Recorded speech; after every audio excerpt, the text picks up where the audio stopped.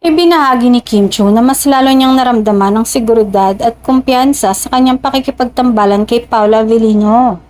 Sa isang panayam, inamin ng aktres na malaki ang pinagbago ng kanilang working relationship mula nang una silang magsama sa proyekto. Aniya, mas naging bukas sila sa isa't isa pagdating sa ideya at pagbuo ng kanilang mga eksena. Ayon kay Kim, malaking bagay ang tiwala at respeto sa kanilang samahan. Mas nagiging natural at epektibong kanilang pagganap sa harap ng kamera. Hindi na rin aniya sila nangangapa sa isa't isa dahil pareho na nilang alam kung paano mag-adjust at magtulungan sa bawat scene. Napansin din ng mga tagahangaan lalong paglalim ng kanilang chemistry. Sa bawat proyekto na kanilang pinagsasamahan, mas kapansin-pansin ang pagiging komportable nila sa isa't isa.